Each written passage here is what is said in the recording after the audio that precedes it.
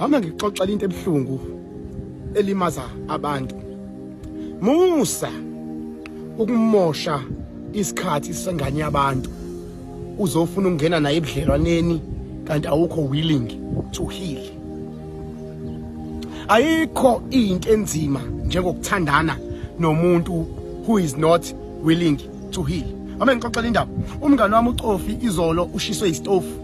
Besithi siyapheka. Washiswa istove. Mesha washemnweni. Ngambona ekhala ethi ashu. Wathatha umunwe wayofaka emanzini kwangathi kuyaphola.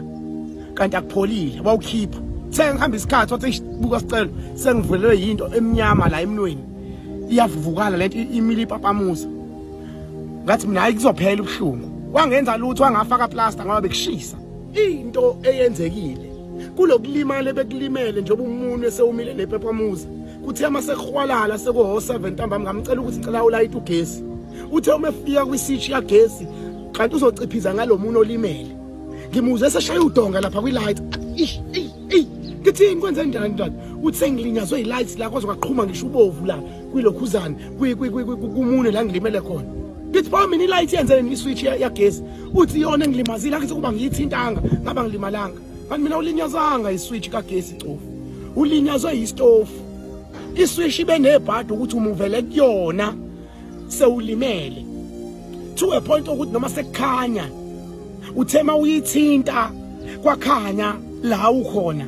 Kodwa ngenxa yokuthi wena useza ubhlungu wangakwazi ukubona ukukhanya okuthole ngokuxhumana neswitch ngenxa yokuthi kuvuke ama minutes okulimala kwestove okulinyazwe istove.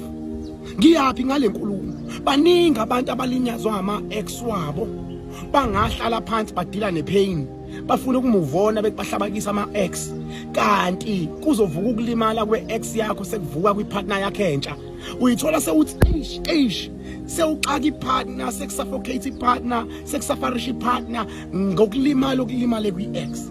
Ngizokucela ngabe umuntu wesilisa ungamsheli umuntu wesifazane mawusazazi ukuthi akakahili kwi-past nokwinxeba lakho le-past ngoba into ezokwenzeka uzobe sewukhiphela ukulimala kwakho kwe-past nakwayizolo noma kwe-ex yakho kulowo muntu wesifazane omusha ongakwenza ngalutho ngoba ufuna ukukutshela uyabona umuntu ongena kwi-relationship engakahili ukulimala kwe-past relationship kube ngazi ukuthi lo athandana naye manje unesicefe kakhulu hey uyangigada wena why ungigada kanti vele bowazi ukuthi nala uphuma khona wahanjiswe cheating manje ubone ngathi uyagada la noma ekucheck hey ufona njalo inkinga uthandana nomuntu engingasiyena lo ufana ukuthandana naye ngenxa yokuthi vele lento awi expected lo muntu owumthanda kodwa yena nachithelana naye. So ngizama ukuthi ke ungalenzi iphutha lokumuvona nesilonda. Hlala phansi nature your wound, allow your wound to heal or else uzogcina ushaya abantu emotionally, psychologically, mentally abantu abangenzanga lutho. Okubuhlungu abantu esithandana nabo manje basithanda ngeqiniso to a point balethe ukukhanya empilweni zethu kodwa sikwazi ukubona lokho kukhanya ngoba thina sisafocus enxebeni nezinto ezizenzayo sizenza sikhumbule ukulimala esikulimalela isiphuma khona.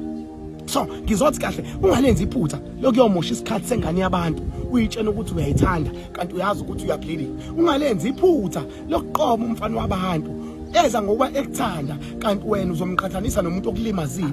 Ingakho le language ethi ayivela amadoda ayafana. Amadoda awafani. Ikhulunywa abantu abalinyazwa ama ex abo bayitshela ukuthi namadoda abahlangana nawe endleleni afana nama ex abo. Amadoda awafana amadoda. Nabantu besifazane futhi kanjalo abafana. Inkinga kuhlangana abantu abalimele olinyazwe yipast wagcina kuvuka ukulemala kwakhe. Wathi umuntu okhuluma kahle ugqoko liyavuka kupelepele. Noma ungasiwashi isithembe bekade kunopelepele lapha upelepele uyavuka ogqokweni. Ngizothi kuwe if you are moving with a bleeding wound uzokwenzeka lelo nxeba lakho ukulimala nokuthunakala kwalo kuzovuka ogqokweni. So before you move on sit down and check ukuthi are you willing to heal in. Uze umuntu wesifazane ethi mina I'm not willing to help indoda nje, I'm not willing to angisikhona esibhedlela angifune kusiza indoda nje hayi wena na ulimele nje. Ingakho uthi wena ufuna indoda patient ene-emotional intelligence ezokubekezelela. But if you are not willing to heal uzoyigqatsha ngenxeba lakho. But ngizothi mina nature your wound, sit down, allow your wound to heal before you move on or else you will bleed on people who have never caused you to be hurt. God bless you.